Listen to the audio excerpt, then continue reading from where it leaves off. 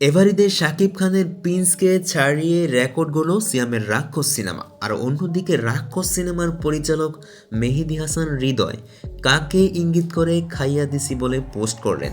বিস্তারিত জানুন সম্পূর্ণ ভিডিওতে। এবার দর্শকদের সমালোচনার মুখে প্রিন্স সিনেমা। হ্যাঁ ভিউয়ার্স, এবার এমনই ঘটনা ঘটেছে শাকিব খানের প্রিন্স সিনেমায়। হলে ছবি দেখতে গিয়ে দর্শকরা কি বলছে, শাকিব খানের মান সম্মান খেয়ে দিছে, একদম ফালতু ছবি। কাহিনীতে বুঝলাম না সব। দর্শকরা প্রিন্স সিনেমা দেখে পুরাই হতাশ। অন্যদিকে হাজারো শাকিবিয়ান ভক্তদের দাবি, নতুন পরিচালকের সাথে শাকিব খানের কাজ করাটাই ভুল হয়েছে। সিনেমার মধ্যে রয়েছে নিম্ন কোয়ালিটির ভিএফএক্স, এছাড়া রয়েছে কাহিনীতে বুঝলাম না সব। হ্যাঁ, সিনেমার কাহিনী খুঁজে পাচ্ছেন না দর্শকরা। আর অন্যদিকে শাকিব খানের বিপরীতে প্রশংসায় ভাসছেন সিয়ামের রাক্ষস সিনেমা। ঈদের প্রথম দিনই শতাধিক সিনেমা হলে হাউসফুল গিয়েছে, এতে ভক্তরা দিচ্ছে পজিটিভ ফিডব্যাক। মাশাআল্লাহ, অনেক সুন্দর অভিনয় করছে।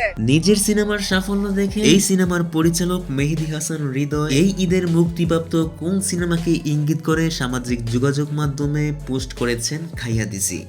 দর্শক, আপনারাই কমেন্ট বক্সে লিখে জানিয়ে দিন। তার আগে একটি কথা, দর্শক, আপনার এই ঈদের সিনেমাগুলোর মধ্যে কোন সিনেমাটি দেখার জন্য আগ্রহ রয়েছে অবশ্যই ভিডিওর কমেন্ট বক্সে লিখে জানিয়ে দিবেন।